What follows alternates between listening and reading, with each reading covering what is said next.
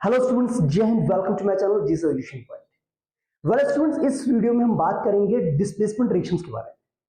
Okay, आपने displacement reaction पढ़ा होगा बेटा, जिसमें क्या होता है, हाईली रिएक्टिव जो मेटल होता है वो अपने से कम रिएक्टिव मेटल को या एलिमेंट को डिस्प्लेस कर देता है उसके सॉल्ट सॉल्यूशन में से, उसे हम डिस्प्लेसमेंट रिएक्शन बोलते हैं। ओके, तो चलिए आज हम एक्सपेरिमेंट के थ्रू समझते हैं डिस्प्लेसमेंट रिएक्शन का कॉन्सेप्ट। देखिए बेटा, देखिए मेरे पास क्या बेटा, कॉपर सल्फेट है।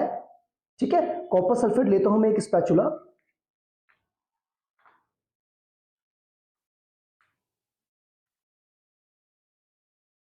इस कॉपर सल्फेट को हमने डाल दिया टेस्ट ट्यूब में। Okay, done. अब हम क्या करेंगे, इस सॉल्ट को डिसॉल्व कर लेते हैं, कॉपर सल्फेट। ये हमने ले लिया वाटर, डिस्टिल वाटर। ओके, इसको हम थोड़ा सा स्टर कर लेते हैं। ये आपका सॉल्यूशन बन गया, क्लियर सॉल्यूशन बन गया कॉपर सल्फेट का। Very nice. अब बेटा बात सुनो, कॉपर सल्फेट में अगर मैं जिंक ग्रेन्यूल्स डालता हूं, जिंक, तो आपको पता है बेटा जिंक जो होता है वो हाईली रिएक्टिव होता है कंपेरिजन टू द कॉपर। तो ये क्या करेगा, कॉपर को उस रिएक्शन में से डिस्प्लेस कर देगा और क्या बना देगा, आपका जिंक सल्फेट सॉल्यूशन बना देगा। ठीक है, क्योंकि यहां पर क्या होगा, डिस्प्लेसमेंट रिएक्शन होगा, because zinc is more reactive than copper. तो चेक करते हैं कि रिएक्शन कुछ होता है कि नहीं होता है। यहां से जिंक के कुछ अमाउंट लेंगे और उसमें हम प्लेस कर देंगे इसको।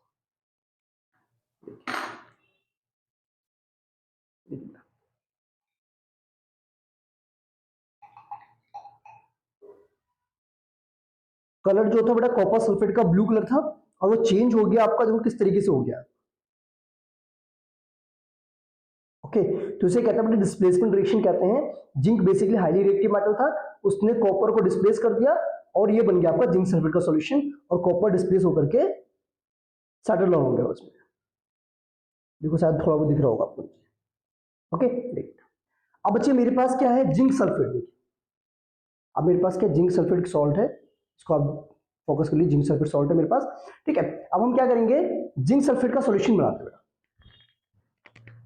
और देखते हैं कि क्या कॉपर जो है जिंक सल्फेट का के साथ रिएक्शन करेगा कि नहीं करेगा। हमने क्या करा बेटा, एक स्पैचुला हमने यहां पर जिंक सल्फेट ले लिया। ओके, उसको हम डिसॉल्व कर देते हैं वाटर में, डिस्टिल वाटर में।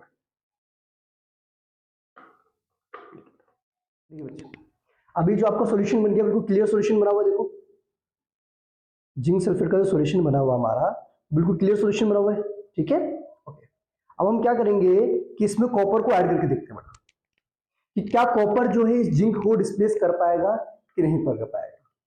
ओके, क्योंकि बेटा आपको पता है कॉपर जो होता है लिस्ट रिएक्टिव होता है किससे, जिंक से। तो देखिए बेटा,